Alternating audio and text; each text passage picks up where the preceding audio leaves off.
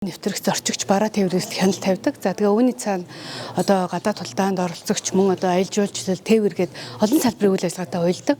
За тэгэхээр бүгдийг шалгаад байвал өнөөдөр энэ одоо эдийн засгийн өртөх чадвар дэмжихгүй маа. Тийм учраас энэ эрдэл суурилсан гайлын хяналтыг нэвтрүүлэх хэрэгцээ шаардлага бий болов. За энийг бид нэвтрүүлээд 20 жил болж байгаа боловч яг өнөөдөр энэ техник технологийн хөгжилтэй уялдаад одоо хиймэл оюун их өгөгдөл шинэ технологи гал үйл ажиллагаа хэрэгцээ шаардлага бий болсон.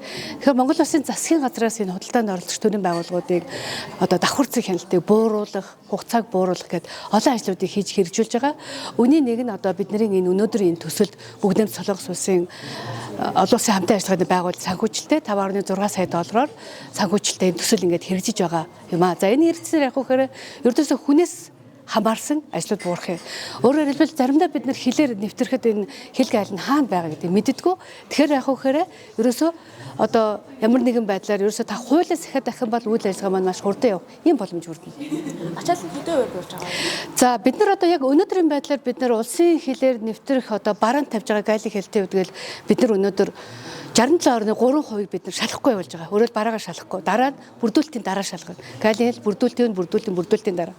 Тэгэхээр энэний цаанаас бид их том үзүүл хүсэж байгаа л да. Хэрвээ одоо та бүхэн хуулиас ахиад байх юм бол бидэнтэй харилцагч хүмүүсээ хуулиас ахиад байх юм бол ердөөсөө шалахгүй. Өөрөөр хэлбэл бид нар 10% хэл дээр шалгах. Гэхдээ хэл дээр шалгахтай явах вөхөрөө хуулиас ахихгүй байгаа, хууль бус зүйлдээ байх төсвийн орлогоо буруу одоо нуунд харагдвал худлааны нөлөө гэх мэтлэн энэ одоо нөгөө үндэсний болоод нийгмийн эдийн засгийн аюулгүй байдалтай холбоотой энэ эрсдлүүдээ шалгаад харин бүрдүүлэлтийн дараах шалгалтанд өөрөөр хэлбэл энэ Монгол Улсын засгийн газрын хэрэгжүүлж байгаа их хөгжил хиймэл оюун гэдэг энэ зүйлүүд ээж байна. Тэгэхээр бид нар олон энэ төрлийн байгууллагууд болоод өөр бусад одоо нөгөө тухайлбал эм гэж ботход бид нар эрүүл мэндийн яам байж байна.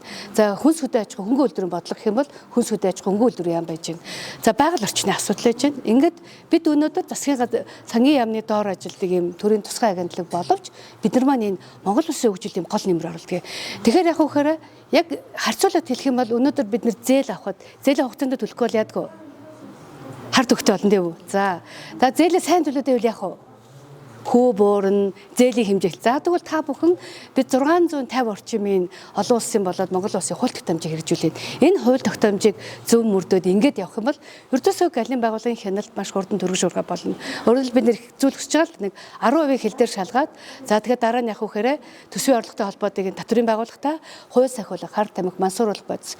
За түнчлэн оюуны өмч гэдэг энийг бусад төрийн ижил чиглэл байгууллагатай хамтраад хийх одоо ийм боломжийг бүрдэх юм аа. За яг энэ төсөлтөй холбоод ярих юм бол яг үхээр бид нар агаарын тээврийн хэрэгслэр зорчигчдын мэдээлэл урьдчилаад авна. Тэгэхээр нөгөө зорчигч маань ер нь хаагуур ямар улсаар явсан, билетээ яаж явсан гэдэг эрсдлийн зэрэглүүдэд тооцоод тэр хүнийг ингээд шалгах илрүүлэх ийм одоо боломжууд бас бүрдэж байгаа.